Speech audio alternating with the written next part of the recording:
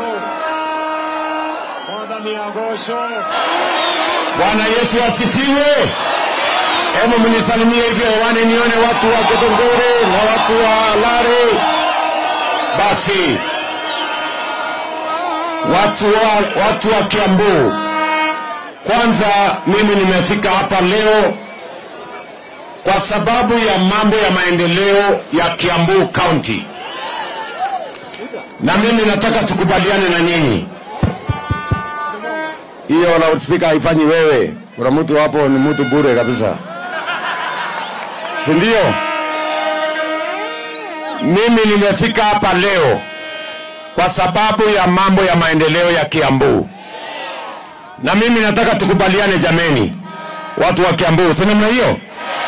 Si hata Biblia inasema iko siku ya kila kitu? Leo hatujakuja hapa siasa, leo tumekuja hapa nini? Tumekuja hapa maendeleo.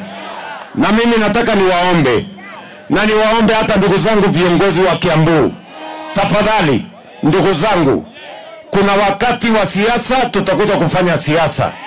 Leo wacha tuongee maneno ya wananchi hawa, mambo ya maendeleo ya Kiambu County. Ndugu, ama mnasemaje? Siku ya kila kitu. Leo mimi nimekuja hapa kwa sababu tulikubaliana na nyinyi mambo matatu ya muhimu. Ya kwanza, tulikubaliana tujenge mambo ya barabara Kiambu County. Si ni kweli? Na hapa tuko na barabara nyingi ambazo zinaendelea. Na nimekuja hapa na PS wangu wa mambo ya barabara Bwana Mbogwa. Na nataka tukubaliane, wiki hii tumetoa pesa shilingi bilioni 3.6 ya Kiambu County.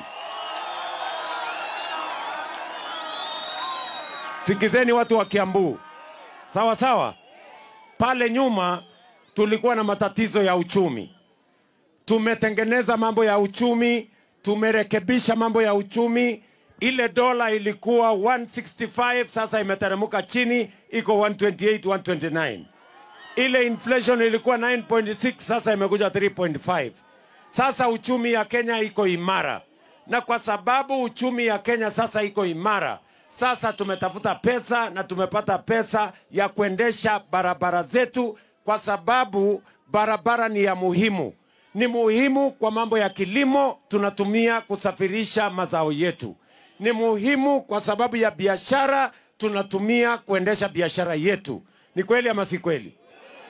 Na sasa kwa sababu pesa imepatikana, na Mbogwa yuko hapa ambaye ni PS wangu, na tumekubaliana ya kwamba hiyo 3.6 billion pesa ya serikali tumetoa kwa Kiambu County.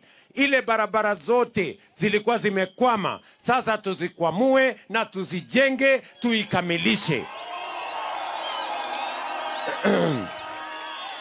Nasikizeni watu wa Kiambu. Nasikizeni watu wa Kiambu. Mbali na 3.6 billion tunatoa this week, vile vile tuko na bilioni ingine 6 ambayo tunataka kutumia for the next 8 months. Hizi barabara zetu zote ambazo tulianzisha hapa ya Mau Roads, zile za ZDB, zile barabara zingine tumekubaliana na viongozi wenu, kwa sababu tukimaliza hizo barabara, ahadi yetu kwenu itakuwa imetimia. Tumekubaliana jameni? Simuliniambia mnataka barabara zijengwe? Simuliniambia nitafute pesa ya kujenga barabara? Kama pesa ya kujenga barabara imepatikana, iko ugomvi tena? Si tuendelee na kujenga barabara? Jambo la pili, mliniambia vile vile bado tuko na nyumba chache ambayo haijafikiwa na stima. Tumekubaliana? Sasa tuko na pesa ya stima, na mimi nimekuja hapa na PS wangu wa stima anaitwa Alex Wachira, yuko hapa. Huyu Alex Wachira, hiyo milioni 500 tumetoa ya Kiambu, sambaza kwa manyumba ya hawa watu. Kama kuna mtu ambaye hana stima, tuweke stima kwa manyumba yao. Neguo. Jambo la tatu, tulikubaliana Kiambu hii ni kaunti ya biashara na kilimo. Ni kweli ama si kweli? Na mkaniambia ya kwamba tujenge masoko. Sasa hapa Kiambu tuko na soko 18 zinajengwa Kiambu County, na tunataka kukubaliana na nyinyi. Hizo soko zote ni kwa sababu soko inatusaidia kwa mambo ya kilimo. Mkulima akiwa shambani anataka mazao yake mahali ya kuuza pale sokoni, na pia wale wanafanya biashara sokoni, kina mama mboga na wale wengine pia wanataka mahali pazuri wanafanya biashara yao, mahali kuna maji, kuna usafi, kuna stima, kuna storage, kuna mambo yale ya cold room. Ndio tuhakikisha kwamba mazao yetu ambayo inatoka shambani inafika sokoni, haiharibiki. Tuhakikisha kwamba wafanya biashara wanaweka pesa kwa mfuko, na nyinyi kama wananchi wakulima pia mnapata haki yenu kupitia kwa kilimo. Watu wa Kiambu tumeelewana? Mnasema tuendelee na hiyo soko tujenge? Hizo zote 18 tujenge? Tujenge hizo masoko? Si tulikubaliana mama mboga atafanya mahali biashara, mahali kuna usafi jameni? Si tuendelee na hiyo kazi? Jambo la tatu, tulikubaliana pia na nyinyi ya kwamba wakati tunapanga maendeleo ya Kenya, maendeleo ya Kenya haiwezi kukamilika kama hatujapanga kilimo sawa sawa. Tukakubaliana tuweke guaranteed minimum return kwa mambo ya maziwa. Tukasema maziwa isilipwe chini ya shilingi 50. Bado kuna kampuni zingine wanalipa sijui 48, sijui 49. Lakini tumesema ya kwamba mkulima apatiwe 50 shillings. Na nimetoa amri kwa KCC ya kwamba KCC iongoze, kwa sababu tuko na uwezo wa serikali kwa KCC. Kwa sababu mkulima asipopata bei ya sawasawa kwa maziwa yake, hiyo mambo yote ya kilimo ya ufugaji inakuwa ni kazi bure. Na sababu hiyo ndio tumesema jana, huyu waziri Mutahi Kagwe, waziri wa mambo ya kilimo, na alikuwa na mimi, tumekubaliana ya kwamba ili mkulima apate mapato zaidi, hasa mfugaji wa mambo ya maziwa, sasa tumeondoa ushuru kwa ile yellow maize na zile bidhaa zote ambazo zinatumika kutengeneza chakula ya ng'ombe. Tumekubaliana na mifugo. Ile yellow maize inatumika kwa mambo ya kuzalisha chakula ya mifugo. Tuondoe ushuru, tuweke mtaratibu ya sawasawa, ndio mkulima aweze kupata faida zaidi akiendesha mambo yake ya ufugaji.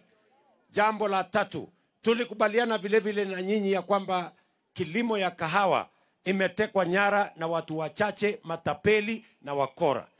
Na ndio walikuwa wametuangaisha na kilimo ya mambo ya kahawa. Na mkaniambia ninyoroshe hiyo mahali. Hiyo wakora wote, mtu mmoja ati alikuwa na leseni, yeye ni mkulima, yeye hako na leseni ya Mila, yeye hako na leseni ya broker, yeye hako na leseni ya Nairobi Coffee Exchange.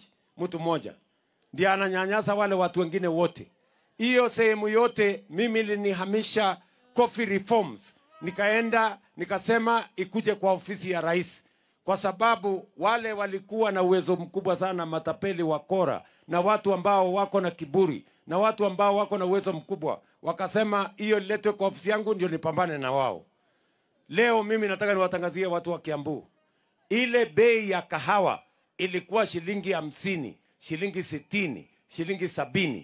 Mwaka huu kahawa iliuzwa na wakulima kilo moja shilingi 110, 120, 130, 140, hata sehemu zingine 150. Si tulisema pesa mfukoni? Pesa mfukoni itafika mfuko namna gani kama mkulima hajapata bei ya sawasawa kwa chai na kwa kahawa? Itafika kweli? Ndio tukasema tunyoroshe hiyo maneno, na mimi nimefurahi ya kwamba leo mambo ya kahawa tumenyorosha sawasawa, bei ime